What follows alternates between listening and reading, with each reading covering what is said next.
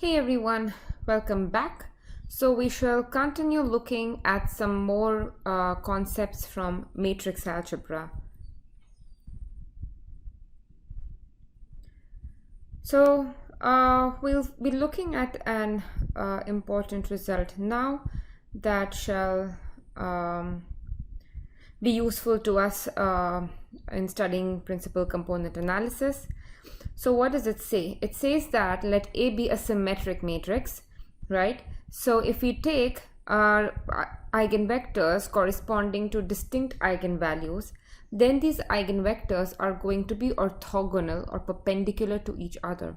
So if you take two different eigenvalues, we take eigenvectors corresponding to these distinct eigenvalues, then the eigenvectors will be perpendicular.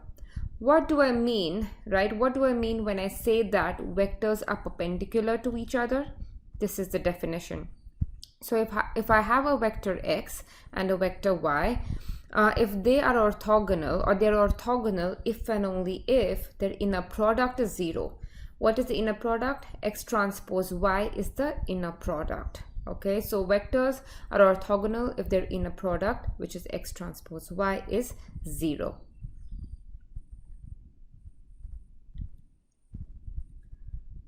So let's try and prove this result. Okay, so I have this matrix A. It is symmetric. Remember, we have this assumption that it's symmetric. I have two different eigenvalues, lambda 1 and lambda 2. They are not equal to each other, and u is this eigenvector for lambda 1 and v is the eigenvector for lambda 2. And I want to show that u transpose v is 0, right? That is the goal. So we'll start with this. This is our starting point for the proof. Lambda 1 times u transpose v. Okay, so I'm going to say that lambda 1 times u transpose v is equal to this. Now where does this come from? So let me switch to the pen. Okay. So if I take transpose in this equation, right? So here I have lambda 1 times u is au. So if I take transpose, I get, so lambda 1 is just a number. So lambda 1 transpose is just lambda 1. So lambda 1 times u transpose will be u transpose times a transpose, right? So go and look at rules for transpose and matrix multiplication if you're a little bit confused about this. So what this says is A times B, if I'm multiplying two matrices, A times B transpose is same as B times B transpose times A transpose. All right, so this is the rule that I'm using here.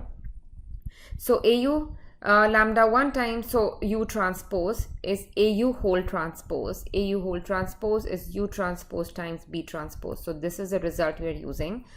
So if I substitute this, right, so if I using this, I get this, right?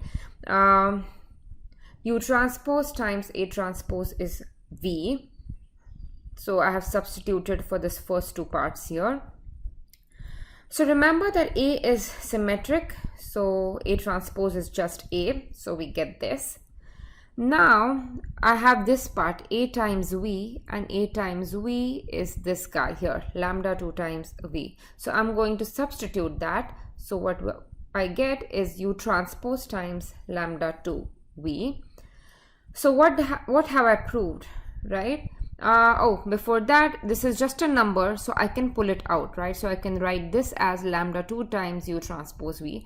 It's always easier to pull numbers out of a matrix or vector multiplications. Okay, so now what do we have?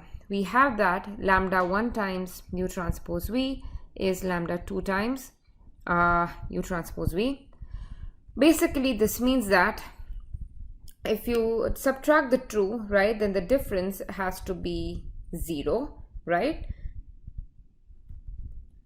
So if this difference is 0, that is if lambda 1 minus lambda 2 times u transpose v is 0, so note that this is a number, right? U transpose v is a number. Lambda 1 minus lambda 2 is also a number. So product of two numbers is 0 if at least one of them has to be 0. right? So this means that either U transpose V is 0 or lambda 1 minus lambda 2 is 0. However, we know that lambda 1 and lambda 2 are distinct. So their difference cannot be 0, right? That's not possible. So this implies that U transpose V has to be 0, and thus we have shown that the two eigenvectors are orthogonal or perpendicular to each other. All right.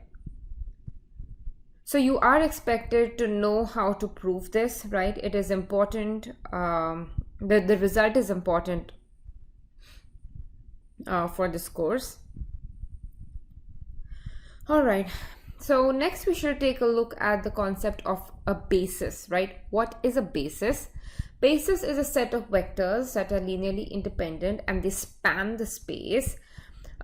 Basically, any vector in your space can be written as a linear combination of vectors in the basis, and this linear combination is unique. So let's take a look at an example for this. So before that, this is another result. So if you have a P by P matrix A and it has P distinct eigenvalues, then the eigenvectors form a basis, right? So when I have a set of basis vectors, what it means is I can write any vector in my space as a linear combination of these vectors. So I have a basis, say,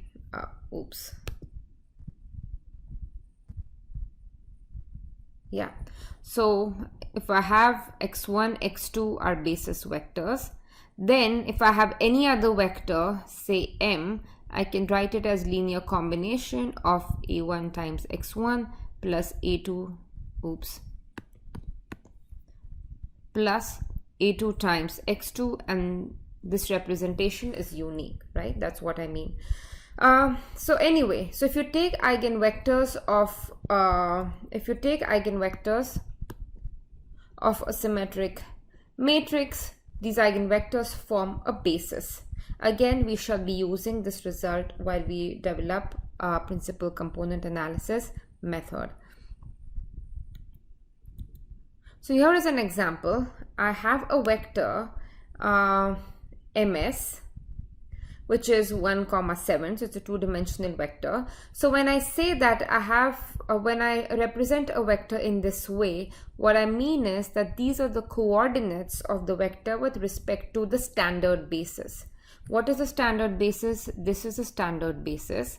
So what I'm saying that 1, 7, this vector, right, ms, is basically 1 times s1 plus 7 times s2, which is 1 times. So the standard basis is this. Sorry, the first vector is 1, 0 plus 7 times 0, 1, right? So when we write regular vectors, so that is the representation with respect to standard basis. So what happens if we change the basis system, right? So now consider a different basis formed by this. u1 is 1, 2 and u2 is 3, 1. So we will not be working with the standard basis. This is the new basis, and the goal is to represent this vector 1, 7, right, with respect to the new basis system.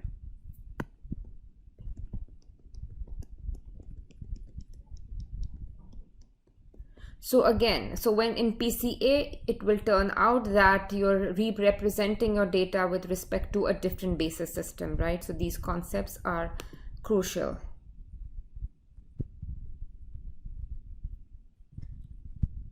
Okay, so we have this we have the new basis vectors, right? u1 and u2. I'm going to put them in this matrix called V. The first column has u2, first column has u1, and the second column has u2.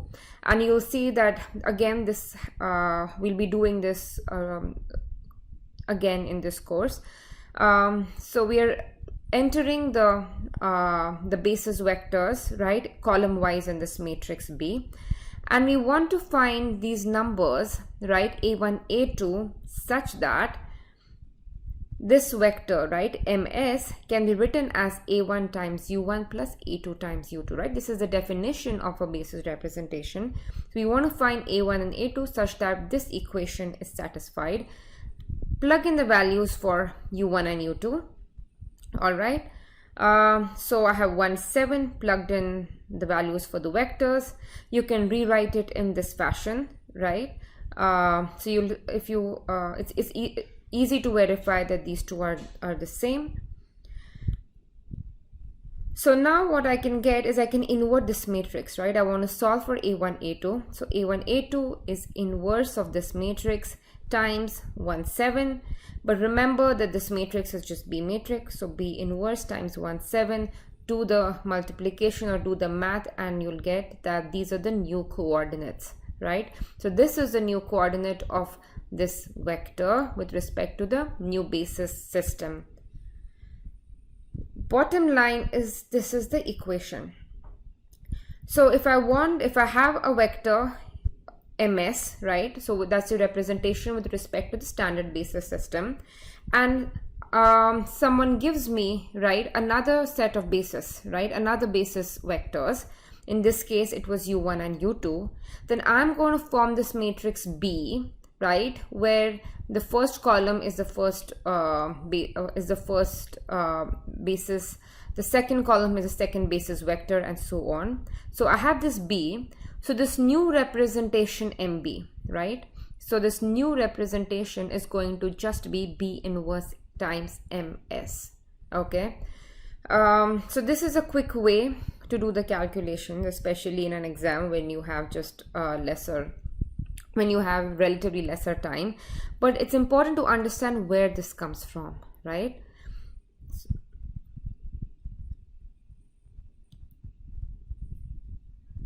So next we look at spectral decomposition. So we have a symmetric matrix A.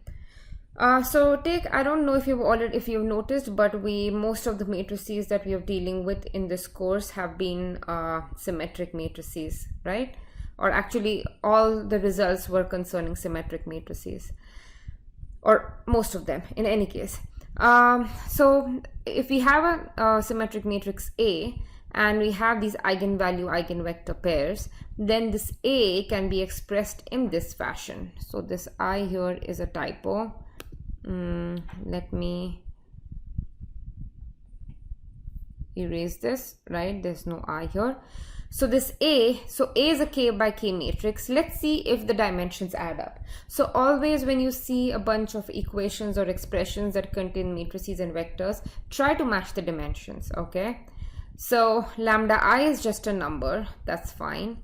EI is a vector, right? It's an eigenvector, so it's a vector of dimension k. So EI is k by 1. So this is k by 1. And EI transpose is 1 by k. So resulting matrix is k by k, right? So this makes sense. So you can rearrange, you can re-represent this summation in this fashion. So where E, so in matrix E is basically, we have all of these eigenvectors, right? So all of the columns of matrix E contains these eigenvectors. So it's pretty much what we did in the basis example, right? We take the eigenvectors. The first eigenvector is the first column of E, the second eigenvector, second column of E, and so on. So this E is going to be a k by k matrix. And this lambda, so this is lambda, this is a diagonal matrix, right, where the diagonal elements are all of the eigenvalues. So one thing to note here is don't interchange the pairs, right? So suppose we have just E1 and E2, suppose k is equal to 2, right? So E will be, so we'll have two eigenvectors. E1 is E11, E12, E2 is E21, E22, right? E has E11, E12, E21, E22, right? So when I write this lambda, I want to, so this is the eigenvector. The first element should be the eigenvalue corresponding to the first eigenvector, right? So this is the first eigenvector, and this is the first eigenvalue, second eigenvalue. So remember, eigenvalues and eigenvectors come in pairs, right? So I have to write the first eigenvector first, the second eigenvector second, and so on, right? I cannot interchange the order. If I have this, right, if I write E is E21, E22, E11, E12. So this is the second eigenvector in the first column, first eigenvector in the second column. Then my lambda will have to be lambda 2 and lambda 1, right? So whatever is the first eigenvector that you include, you have to include the corresponding eigenvalue as the first element in lambda, right? So remember, order matters here, okay? So anyway, so this result is called as a spectral decomposition. So I'll have a practice problem set where you will where you will be implementing some of the results, some of the basic matrix algebra results that we saw. So you'll get some more practice about this. So that's all for this video, right? So we're almost ready to actually start looking at principal component analysis. So we shall do that in the next video. Bye.